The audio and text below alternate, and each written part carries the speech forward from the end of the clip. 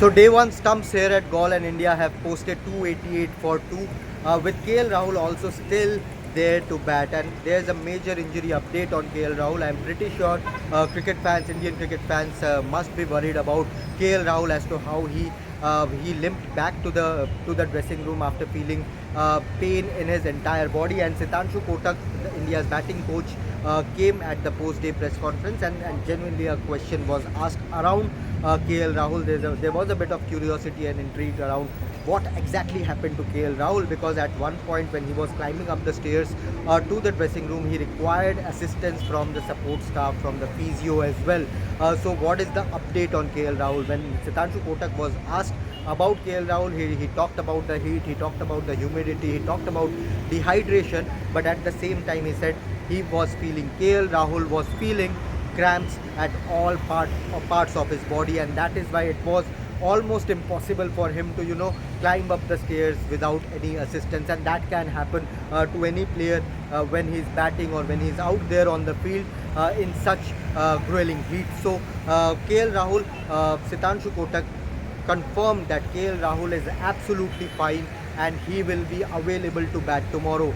It took after some rehydration, KL Rahul was feeling a lot better and he was feeling absolutely fine by the end of the day, and we even saw KL Rahul walk out there on the field after the stumps was called. So KL Rahul is fit to bat tomorrow, but the question is, will he come next in the batting unit, or will Dhruv Jurel walk into bat? That's a call I think the Indian team management will take depending on the situation of the match. KL Rahul is very close to his century. It was a very calm and composed knock, shot control rate of more than 90%, and he was absolutely flawless. Yes, it was a slowish kind of a knock, but this is a pattern which KL Rahul has been following for a while now. So hopefully KL Rahul will convert his 70 odd into a big one tomorrow when he steps out to bat after maybe a fall of wicket or two. So KL Rahul is fit and fine and ready to bat tomorrow. Sitanshu Kotak was actually asked about Shubman Gill, perhaps the most disappointing aspect of today's day from India's perspective. Yes, there was a Yashasvi Jaiswal run out as well, and we'll come to that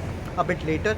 But when he was asked about Shubman Gill and the kind of shot he played, it was very unlike Shubman Gill.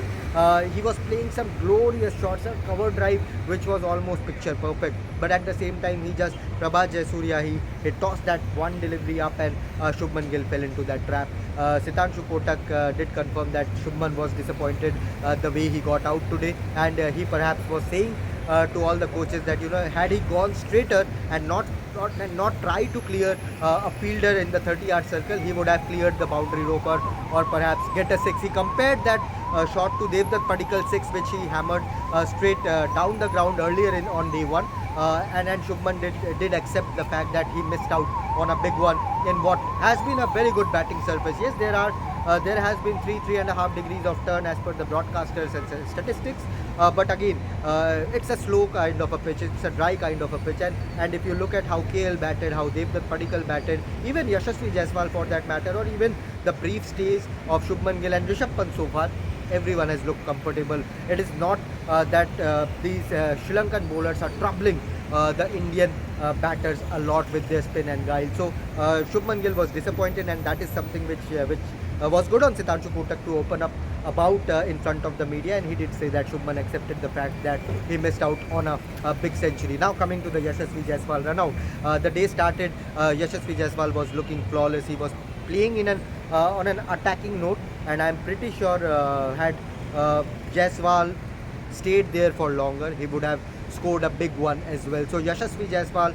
when the bowler collided with him, actually Sitanshu Kotak did say that we are not here to blame KL Rahul or Yashasvi Jaiswal whose call was that or whose call was not, but inside the dressing room, when KL Rahul was cramped up and walked inside the dressing room after he felt a bit better, there was no conversation whatsoever, no blaming anyone regarding that run out. Run outs can happen. Yes, the record of both KL Rahul and Yashasvi Jaiswal in regards to run out is not that good, but at the same time Sitanshu Kotak did say that mix-ups can happen, and from next innings onwards both of them would want to do better, and in such situations there has to be a clear call. But he did joke about the fact that no one, neither KL Rahul nor Yashasvi Jaiswal complained about the bowler and how he collided with Yashasvi Jaiswal when he was clearly ready to run for a single. But again, that was a mix-up, a horrible mix-up.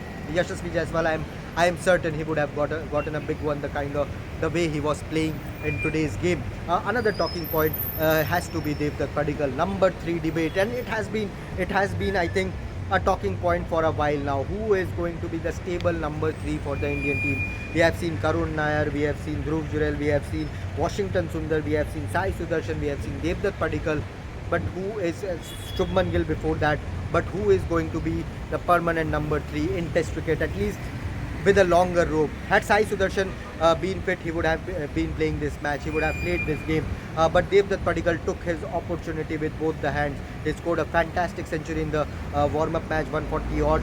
Here he continued his brilliant run of form, scoring another century. He's unbeaten at 130 odd, 133 I think, and he will look to may convert it into a double on day 2 here in Galle. And of course it was his maiden test century, so it was a special one. Again, Devdutt Padikkal also played. He played slightly on in an attacking note as compared to KL Rahul, but at the same time the shot percentage control rate of 94% was something which caught the eyes of all the statisticians. So Devdutt Padikkal number 3, he has reignited this debate on whether Sai Sudarshan should be the number 3 or whether Devdutt Padikkal, with this kind of form, with the century, should be given a longer rope, even when